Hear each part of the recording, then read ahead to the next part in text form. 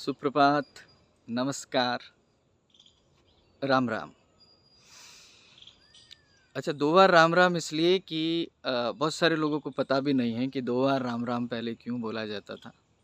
मैं अपना परिचय देते हुए स्टार्ट करूँगा। मेरा नाम जितेंद्र है। चूँकि आपने अगर मेरे वीडियोज़ देखे होंगे, तो वैसे वीडियोज़ आजकल चमक-धमक वाले और शो ऑफ करने वाले मेरे नहीं रहते। भारतीय सनातन संस्कृति से रिलेटेड और सच्चाई से रिलेटेड रहते हैं। मैं असिस्टेंट प्रोफ़ेसर था, पढ़ाता था कॉलेज में। बट पीएचडी करने की भी इच्छा रखता हूँ और अभी ज्वलंत एक टॉपिक है, उस पे करने की मैं कोशिश करूँगा अगर मुझे मौका मिलेगा तो। उस पे रिसर्च मेरी जारी है। भारतीय संत, संस्कृति और न्यायपालिका, इस पे।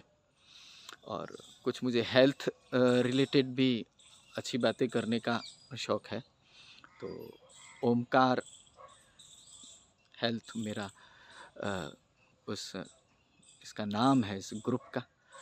और साथ ही साथ हेल्थ के बारे में आप सब लोगों को तो पता ही है, क्या ही बताएं आपको कि 4 तरह की हेल्थ होती है, वही हेल्दी माना जाता है। मैं भी एक पवित्र आश्रम में हूँ और आप लोगों ने आज एकादशी भी है बाय द वे, और 9:08 तक दशहरा है ना। तो हेल्थ की डेफिनेशन मैं फिर से रिपीट कर देता हूँ, आप लोगों को सबको मालूम है। WHO बोलते हैं कि खाली डोले शोले दिखाना या सिक्स पैक दिखाना, वेदर ही और शी, है ना, वही हेल्थ नहीं है, वो फिज़िकल हेल्थ मात्र है। फिज़िकल हेल्थ चलो एक्सरसाइज, योगा, प्राणायाम उससे कवर अप हो सकती है, होती है, लेकिन ये एक पार्ट है। WHO और आगे की बात करता है। WHO इसलिए बोलता हूँ कि वो बात शायद समझ में आ जाएगी हम और आप लोगों को, एक्सेप्टेबल होती है। मेंटल हेल्थ, अब मेंटल हेल्थ के लिए वातावरण अनुकूल होना चाहिए। और मैं जहाँ खड़ा हूँ वो एक पवित्र आश्रम है, और चूँकि मैं रिसर्च कर रहा हूँ तो परम पूज्य संत श्री आसाराम जी बापू का पवित्र आश्रम है। और एकादशी भी है, और एकादशी के दिन अगर एक श्लोक का कुछ चरण हम ना बोलें तो मुझे लगता है कि कहीं ना कहीं जो चौथी हेल्थ है, स्पिरिचुअल हेल्थ, उसके लिए कुछ ना कुछ कमी रह जाएगी। हाँ, दूसरी हेल्थ होती है मेंटल हेल्थ, तीसरी होती है सोशल हेल्थ। आपका सोशलाइजेशन कितना हेल्दी है, आप न्यूट्रिशियस लाइफ ले रहे हैं कि नहीं ले रहे, पोषक तत्व खा रहे हैं नहीं खा रहे, और इन फिजिकल, मेंटल और सोशल हेल्थ के बाद आपका रुझान स्पिरिचुअलिटी की तरफ है कि नहीं है। अगर नहीं है तो आप स्पिरिचुअलिटी में हेल्दी नहीं है, ऐसा मानना। तो देखो, आप इस पवित्र वातावरण को देख सकते हैं, मेरे जस्ट पीछे पीपल का पेड़ है, अगर आप गौर करेंगे तो। और साइंस भी मानता है कि पीपल का वृक्ष 24 घंटे कार्बन डाइऑक्साइड नहीं छोड़ता है, ठीक है, ऑक्सीजन ही छोड़ता है, राइट। तो CO2 क्यों ग्रहण करे। तो साइंस की दृष्टिकोण से ऑक्सीजन ज़रूरी होती है, वो 24 आवर्स। और भी कुछ पवित्र पौधे हैं, उनके कभी हम जिक्र करेंगे। इसके नीचे बैठकर अगर प्राणायाम किया जाए, और चूँकि भगवान ने खुद ने कहा है, मैं इस बात पे विश्वास करने लगा हूँ, जो गहराई की तह पे जाता हूँ, कि वृक्षों में वृक्ष, पीपल का वृक्ष मैं हूँ। तो इसको मानना होगा। ये मैं जितेंद्र जोशी बोल रहा है इसलिए भले बेशक न मानिए, बट भगवान ने कहा है तो ये तो मानना चाहिए, है ना। ये मेरी अर्जी है, बाकी आपकी मर्जी है। एकादशी के दिन इस पवित्र आश्रम में मैं हूँ, और बड़ी विडंबना है ये भारत सरकार के इस न्यायपालिका के डिसीजन की कि उनको जब तक मृत्यु ना हो जाए तब तक जेल में रखा जाएगा। गहराई पे जाएंगे तो बोल नहीं पाएंगे कि भारतीय संतों ने ये ठेका ले रखा है क्या गलत काम करने का। सब जने जानते हैं, स्त्रियों के विरोधी नहीं है। अभी अभी हमने नवरात्रा के पाठ किए हैं, मातृशक्ति को प्रणाम करते हैं, मगर कहीं ना कहीं मातृशक्ति का दुरुपयोग ना हो, ये भी मातृशक्ति को ही सोचना होगा, है ना। क्योंकि आज की तारीख में अगर सबसे ज़्यादा प्रॉब्लम में है तो वो मेल पर्सन है। ओहो, अब आगे हम बोलेंगे नहीं, क्योंकि जो कानून हमारे मातृशक्ति के पक्ष में है, इसका कहीं ना कहीं दुरुपयोग भी हो सकता है। तो वृक्षों में वृक्ष, पीपल का वृक्ष मैं हूँ। अगर वहाँ प्राणायाम करते हैं तो न केवल मेंटल हेल्थ बल्कि स्पिरिचुअल हेल्थ भी हमारी डेवलप होती है, होगी। मेरी तो हुई है, आपकी भी होगी, है ना। तो बात ये है कि पहला सुख निरोगी काया, और दशहरा है आज 9:08 तक। इसका मतलब ये है कि अच्छाई की बुराई पर जीत। एग्री? मुस्कुरा दीजिए। एग्री। अच्छाई की बुराई पर जीत। तो हर एक व्यक्ति के अंदर रावण भी है और कंस भी है और राम भी है। सत्विक, सत्युग, त्रेता, द्वापर, कलयुग सबके भीतर है। जब वो सात्विक होता है तो सत्युग का प्राणी माना जाता है स्पिरिचुअल दृष्टिकोण से। अगर चूंकि हम प्रकृति शरीर में जीते हैं तो कभी तामसिक, कभी राजसिक, कभी सात्विक होते रहता है।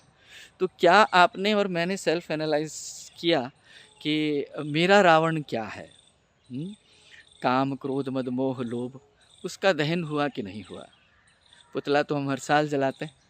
और बड़ी आश्चर्य की बात है, मेरा जन्म, अब ये बोलूँगा कि इस संस्था से मैं प्यार करता हूँ, निर्भीक हूँ कि मेरा जन्म आरएसएस की गोद में हुआ। जब आँख खुली तो दादाजी पार्षद थे, राइट। लेकिन एक बात ये समझ में मेरे शोध कर रहा हूँ तो कि ये कि 5 साल लगातार जो मेरी फेवरेट सरकार है उन्होंने अयोध्या में लगाए और वहीं हार गए। तो यस, लीडरशिप की क्वालिटी होती है तभी तो इतने साल राज कर सकते हैं, जिनका व्यक्तित्व में संन्यास की भावना हो। यस, मैं अभी वर्तमान में जो राजा है उनकी बात कर रहा हूँ। लेकिन एक प्रश्नवाचक मेरे दिमाग में है जो तटस्थ है, सत्य है, उसका हल मुझे नहीं मिला है कि क्या कारण रहा कि योग की दुनिया में योगी के होते हुए बीजेपी, और योगी से भी बड़े राजा साहब के होते हुए भी बीजेपी अयोध्या में ही नहीं आई। तो कहीं ये तो नहीं है कि अहंकार किसी का भी हो भगवान राम को पसंद नहीं है? नहीं, ये क्योंकि जो कार्य हमारे पीएम साहब ने किए हैं वो अतुलनीय है, उनकी बराबरी करना मुश्किल है। बट एक प्रश्नवाचक तो बनता है साहब। 5 साल लगातार जहाँ फोकस था वहीं से हम पदच्युत तो नहीं बोल सकता अभी, लेकिन वहाँ बीजेपी तो नहीं आई। तो कहीं ना कहीं ये समझ में आता है दशहरा का मतलब है अहंकार का दहन। चाहे कोई भी पार्टी हो भाई, मैं चाहे उसको हर साल पैदा होते जब 18 साल के बाद से लगातार जिसको वोट दे रहा हूँ वो भी क्यों ना हो, अगर राज सत्ता धर्म सत्ता के आगे आने की कोशिश करेगी, चाहे फिर वो कोई भी हो, चाहे केजरीवाल साहब हो, चाहे मैडम हो, चाहे कोई भी हो, अगर राज सत्ता धर्म सत्ता के आगे आने का प्रयास करेगी, असफल प्रयास करेगी, तो वो नेस्त नाबूद हो जाएगी। तो भारतीय संतों की संस्कृति की रक्षा करना हमारे राजा साहब ही नहीं बल्कि प्रत्येक प्राणी का अधिकार है। पादरी को एड्स होता है, उसके लिए कुछ नहीं कहा जाता। मौलवी कुछ का कुछ कर देते हैं, उनके लिए कुछ नहीं कहा जाता। बट मैंने देखा गहराई से जिनके 400+ आश्रम है, उनकी नज़र भी टैक्स वालों की या सरकार की सीधे अनसीधे हो सकती है, और क्या विहंगम सेवा उनकी चल रही है। मैं उनमें इन्वॉल्व होकर जो अनुभूति करता हूँ वो शब्दों में लाबयान है। बट ये ज़रूर है कि इतना तो बुरा काम उन्होंने नहीं किया जो उनको इतना प्रताड़ित और गंदे शब्दों के साथ रेपिस्ट करके, हे भगवान, जो इतना मानहानि उनका किया है, जो कि प्रूवन है कि उन्होंने रेप नहीं किया, तो क्या उनकी इज्जत लौटाने में कोई सक्षम है? कोई देश का राजा, कोई मंत्री, कोई संतरी सक्षम है?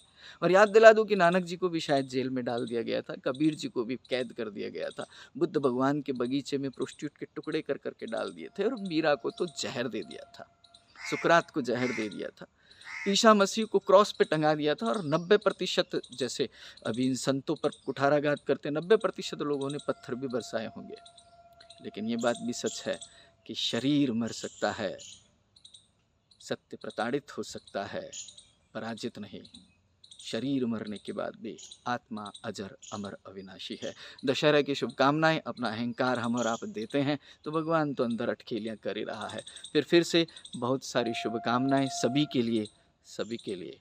पहला, सुख निरोगी काया, और हम सनातन संस्कृति के हैं। सर्वश्रेष्ठ धर्म जो है सनातन धर्म है, उसके हम अनुयायी हैं। और इस सनातन संस्कृति को प्रणाम करते हुए विवेकानंद जी को, रामकृष्ण परमहंस को, उन सभी लोगों को, शिवाजी महाराज को प्रणाम करते हुए हमको ये सोचना होगा कि संत सताए तीनों जाए, तेज बल और वंश, एड़ा एड़ा कई गया, रावण कौरव केड़ो कंस। क्या हम संतों को सता तो नहीं रहे हैं? अगले वीडियो में फिर से मिलते हैं एक तटस्थ बात करने के लिए। साथ बने रहिएगा और लाइक सब्सक्राइब तो कर ही दीजिएगा। अरे गहरे वीडियो को आप लाइक सब्सक्राइब कर देते हैं तो इसको भी तो करें, न करें तो आपकी मर्जी, ये है मेरी अर्जी। क्योंकि सनातन धर्म जितेंद्र जोशी का ही नहीं है, जिसने भी इस धरती पर जन्म लिया है उन सब का है। हरिओम, जय हिंद, जय श्री राम, नमस्कार।